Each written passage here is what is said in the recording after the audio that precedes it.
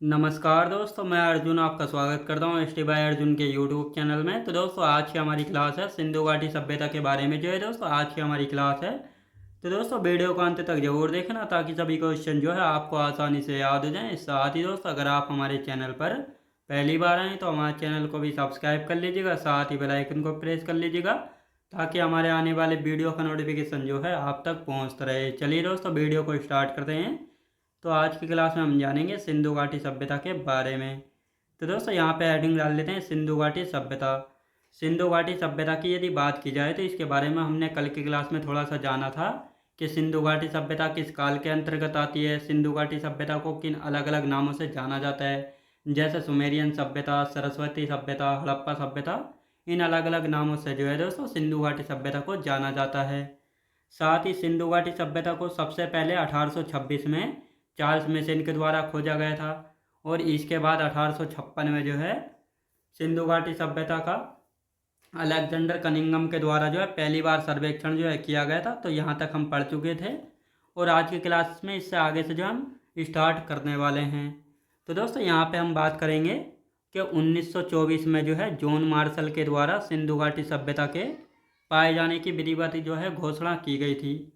तो 1924 में John Marshall जब एएसआई के महानिदेशक थे तो इनके द्वारा जो है सिंधु घाटी सभ्यता के पाए जाने की विधिवत घोषणा जो है की गई थी। अब दोस्तों जॉन मार्शल इस समय कौन थे? एएसआई के महानिदेशक, एएसआई यानी आर्कियोलॉजिकल सर्वे ऑफ इंडिया। तो ये आपको अच्छे से याद रखना है। साथ ही महान ग्रिड पद्धति से बने थे, याद रखें दोस्तों। यहाँ के मकान जो है ग्रिड पद्धति में बने थे। कैसे? यहाँ के मकान जो है ग्रिड पद्धति में बने थे, यानी इस प्रकार जो यहाँ पर सिंधु घाटी सभ्यता में मकान जो है पाए गए थे। तो ये कैसी पद्धति है? ग्रिड पद्धति। तो इस पद्धति में जो है सिंधु घाटी सभ्यता के मकान जो है बने हुए थे। तो ये आपको अच्छे से यहाँ पे याद रखना है। और साथ ही दोस्तों यहाँ के मकान कैसे बने हुए थे? पक्के मकान बने हुए थे और इनमें जो है ईंटों का प्रयोग किया गया था।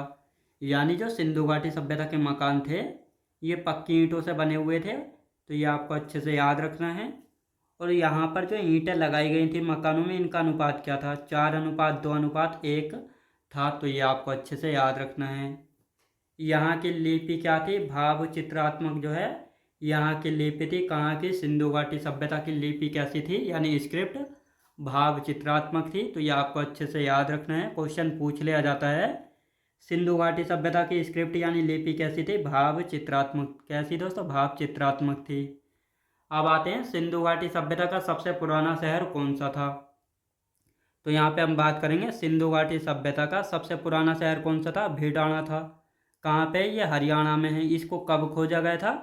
2014 में इसको खोजा गया था। और ये लगभग कितना पुराना है? 7500 BC से लेकर 6500 BC पुराना जो है माना जाता है। तो यहाँ पे हम बात कर रहे हैं दोस्तों सिंधु घाटी सभ्यता का जो है सबसे पुराना शहर कौन सा था? भीडाणा। कहाँ पे? ये हरियाणा में। और इसको जो है 2014 में खोजा गया था। और ये कितना पुराना है? लगभग 7500 BC से लेकर 6500 BC पुराना है। अब जो ये पुराना है इसकी तिथि कहाँ से निकाली गई है? तो तिथि निर्धारण के लिए जो है कार्बन 14 विधि का प्रयोग किया जाता है। यानी कोई भी चीज़ कितनी पुरानी है इसको हम जानने के लिए जो है किस विधि का प्रयोग करते हैं? तो कार्बन 14 विधि का प्रयोग करके जो है इसकी तिथि निर्धारण जो है करते हैं। और इसी प्रकार जो है हमको ये पता लगा है कि भीडाणा जो है लगभग 7500 BC से लेकर 6500 BC पुराना है। अब जो ये सिंधु घाटी सभ्यता थी यहाँ का समाज कैसा था? जिस प्रकार दोस्तों आज का हमारा समाज जो है कैसा है? पितृसत्तात्मक है। अब पितृसत्तात्मक से मतलब क्या होता है? यानी जो घर परिवार होता है इसका मुखिया कौन होता है? पिता होता है। और घर परिवार में बड़े फैसले लेने का अधिकार जो है किसको? पिता को होता है वर्तमान काल में। लेकिन सिंधु घाटी सभ्यता के समय जो है समाज कैसा था? मातृसत्तात्मक। यानी घर का मुखिया जो है माता हुआ करती थी और माता ही जो है घर के बड़े फैसले लेने का अधिकार जो है माता के पास रहता था। और यहाँ पे हम बात करने वाले हैं सिंधु घाटी सभ्यता का आकार यानी शेप कैसा था? त्रिभुजाकार था। कैसा दोस्तों? त्रिभुजाकार सिंधु घाटी सभ्यता का आकार था। अब यहाँ पे हम बात करेंगे सिंधु घाटी सभ्यता का सबसे बड़ा स्थल कौन सा है? तो सिंधु घाटी सभ्यता का सबसे बड़ा स्थल है मोहनजोदड़ो। कहाँ पे है? सिंधु नदी के किनारे पर वर्तमान पाकिस्तान में पड़ता है। कहाँ पे? वर्तमान पाकिस्तान में पड़ता है मोहनजोदड़ो। और ये जो है पूरी सिंधु घाटी सभ्यता का सबसे बड़ा शहर जो है माना जाता है मोहनजोदड़ो। तो ये आपको अच्छे से याद रखना है। किस नदी के किनारे पर था? सिंधु नदी के किनारे पर। वर्तमान में कहाँ पे? पाकिस्तान में। और इसको जो है किसके द्वारा खोजा गया था? राखलदास बनर्जी के द्वारा इसको खोजा गया था 1922 में। तो ये आपको याद रखना है। इसको मैं आगे जो है जब हम स्थल पढ़ेंगे तो सब कुछ लिखेंगे। अब दोस्तों यहाँ पे हम बात करने वाले हैं भारत में सिंधु घाटी सभ्यता का सबसे बड़ा स्थल कौन सा है। ये तो हो गया पूरी सिंधु घाटी सभ्यता का मोहनजोदड़ो। लेकिन भारत में सिंधु घाटी सभ्यता के स्थल हैं, इनमें से सबसे बड़ा स्थल कौन सा है? लाखी गढ़ी है। कहाँ पे? हरियाणा में है। कहाँ पे? हरियाणा में है लाखी गढ़ी। अब आते हैं दोस्तों सिंधु घाटी सभ्यता का सबसे पहले खोजा गया स्थल कौन सा है। यानी जो सिंधु घाटी सभ्यता है इसमें सबसे पहले खोजा गया स्थल कौन सा है? तो यहाँ पे बात करेंगे हड़प्पा स्थल है। और इसी कारण जो है सिंधु घाटी सभ्यता को जो है हड़प्पा सभ्यता भी जो है कहा जाता है, क्योंकि सिंधु घाटी सभ्यता में जो है सबसे पहले खोजा गया स्थल कौन सा है? हड़प्पा है। अब जो ये हड़प्पा स्थल है इसको कब खोजा गया था? 1921 में। किसके द्वारा खोजा गया था? दयाराम साहनी के द्वारा। किस नदी के किनारे पर है? रावी नदी के किनारे। कहाँ पर है? वर्तमान पाकिस्तान में पड़ता है हड़प्पा स्थल। तो ये आपको अच्छे से याद रखना है। अब आते हैं दोस्तों हड़प्पा सभ्यता। यानी हड़प्पा सभ्यता या सिंधु घाटी सभ्यता की यदि बात करते हैं तो यहाँ पे मंदिर के साक्ष्य नहीं पाए गए हैं। यानी मंदिर के साक्ष्य एविडेंस मिले हैं सिंधु घाटी सभ्यता से, तो आपका राइट आंसर होना चाहिए कि यहाँ से मंदिर के साक्ष्य यानी एविडेंस नहीं पाए गए हैं।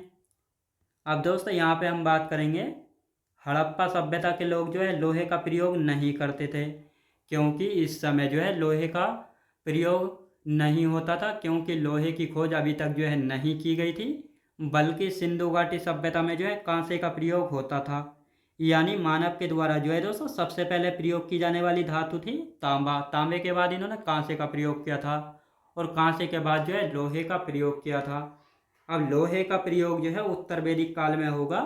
और लोहे के साक्ष्यों की यदि यानी एविडेंस की हम बात करेंगे तो ये यूपी के एटा ज़िले में अतरंजी खेड़ा पड़ता है, तो वहाँ से जो है लोहे के साक्ष्य मिले थे। तो यहाँ पे क्वेश्चन बना है हड़प्पा सभ्यता के लोग जो है लोहे का प्रयोग नहीं करते थे। अब जब लोहे की खोज नहीं हुई थी तो कहाँ से करते थे? सीधी सी बात है। तो इस समय किसका प्रयोग होता था? कांसे का यानी ब्रोंज का प्रयोग जो है होता था, जो कि एक प्रकार की मिश्र धातु थी जो कि तांबा और टीन के मिलने से बनता है कांसा। हड़प्पा सभ्यता के लोग जो है मीठे में यानी आज के समय में आपने देखा होगा मीठे में जो है लोग रसगुल्ले, बर्फ़ी, बहुत सारी मिठाइयाँ उपलब्ध है मार्केट में, इनका प्रयोग करते हैं। लेकिन सिंधु घाटी सभ्यता या हड़प्पा सभ्यता के लोग जो है मीठे में शहद का प्रयोग करते थे। किसका दोस्तों? शहद का प्रयोग जो है करते थे। और ये इनका पवित्र पशु यानी ये अपना पवित्र पशु किसको मानते थे? एक कुबड़ वाला बैल जो होता था, इसको जो है सिंधु घाटी सभ्यता के लोग जो है अपना पवित्र पशु जो है मानते थे। किसको दोस्तों? एक कुबड़ वाला बैल को जो है पवित्र पशु मानते थे। और यहाँ के लोग जो है व्यापार करते थे, यानी आयात निर्यात, इंपोर्ट एक्सपोर्ट का बिजनेस करते थे सिंधु घाटी सभ्यता के लोग। तो ये आपको अच्छे से याद रखना है। क्वेश्चन पूछा जाता है सिंधु घाटी सभ्यता के लोग जो है व्यापार करते थे, आयात निर्यात यानी इंपोर्ट एक्सपोर्ट का बिजनेस करते थे, बाहर के देशों से माल मंगाते थे और बाहर के देशों को माल भेजते थे। तो ये आपको अच्छे से याद रखना है। अब दोस्तों यहाँ पे हम बात करेंगे लोथल की। लोथल जो है सिंधु घाटी सभ्यता का सबसे बड़ा बंदरगाह था। अब दोस्तों जब सिंधु घाटी सभ्यता में बंदरगाह यानी पोर्ट, और ये जो है दोस्तों पोर्ट यानी बंदरगाह का इस्तेमाल जो है आयात निर्यात के लिए जो है किया जाता है। यानी नावों में अपना माल भरकर जो है बाहर को भेजा जाता है और बाहर से जो है अपना माल मंगाया भी जाता है। तो इसीलिए जो है पूरी सिंधु घाटी सभ्यता का सबसे बड़ा बंदरगाह कौन सा था? लोथल था।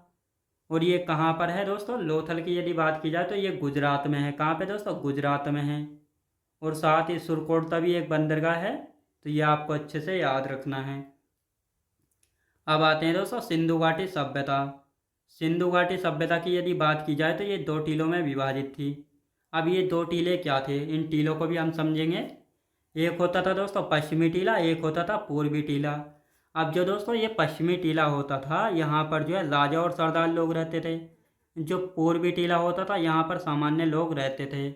यानी जो सिंधु घाटी सभ्यता थी, ये दो टीलों में यानी दो भागों में विभाजित थी, जिसमें से पश्चिमी भाग या पश्चिमी टीले पर राजा और सरदार रहते थे, और जो पूर्वी टीला यानी पूर्वी भाग होता था, उस पर जो है सामान्य यानी साधारण लोग जो है रहते थे। तो ये आपको अच्छे से याद रखना है। लेकिन सिंधु घाटी सभ्यता का एकमात्र स्थल है धोलावीरा, जो कि सिंधु घाटी सभ्यता का एकमात्र ऐसा स्थल है जो कि 3 टीलों में विभाजित था। अब ये 3 टीले कौन कौन से थे, इनके बारे में देखेंगे। तो पहला होता था दोस्तों पश्चिमी टीला, मध्य टीला और पूर्वी टीला। तो ये 3 टीलों में विभाजित था धोलावीरा। अब पश्चिमी टीले पर जो है राजा और सरदार रहते थे, मध्य टीले पर सिपाही और सैनिक रहते थे, पूर्वी टीले पर जो है सामान्य लोग जो है रहते थे। तो ये आपको अच्छे से यहाँ पे याद रखना है।